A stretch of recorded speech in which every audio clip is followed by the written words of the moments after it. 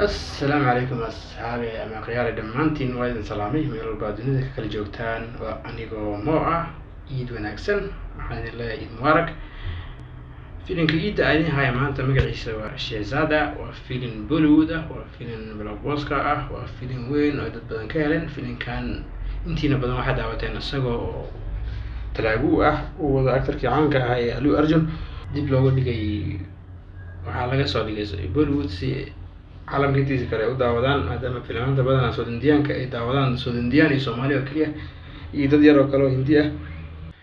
waa filim dagaal qosol iyo jacayl ah filimkan wuxuu soo baxay 17 February 2023 waxaa directorka Rohit Dhawan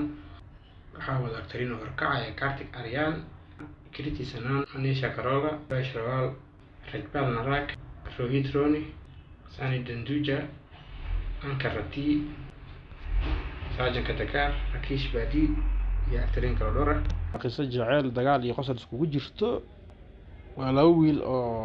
منا كده لنا عيار فقيرة منا كده لنا عيار تاجرين أو يران تودي إسبتالك الوكل بدلي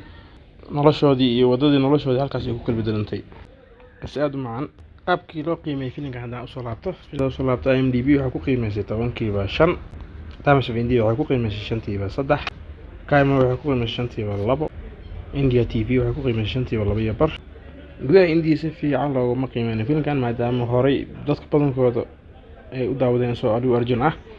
laakiin dadyo badan ayaa ka helay waxaana rajaynayaa filimada ay idinka ka heli doontaan halkaas aad ku soo gabagabay falfalada filimkan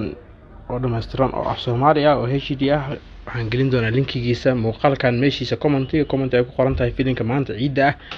oo aan biin dhahay usoo koray commentiyada ku dhufo kadib waxa arki doontaa linkaas ku dhufo filimku toos ku geyn doona mar labaad aan ku celiyo linkiga filimkan ama filimkan af Soomaaligiisa oo HD ah filimka hadda falfaladiisa aan dhiibeynay af Soomaaligiisa oo HD ah waxaan gelin doonaa meesha hoose commentiga muuqaalka meeshiisa hoose comment ay ku qoran tahay filimka maanta ciida ah oo aan biin dhahay usoo koray commentiyada ku dhufo kadib waxa arki doontaa linkaas ku dhufo filimku toos ku geyn doona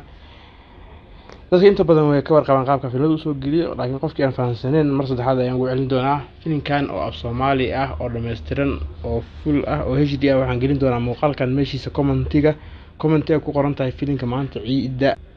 ku dhufo kadib wuxuu ku geyn doonaa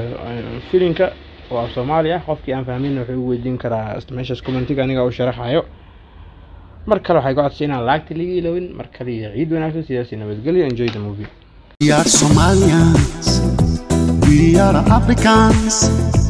we are Somalians, we are Africans.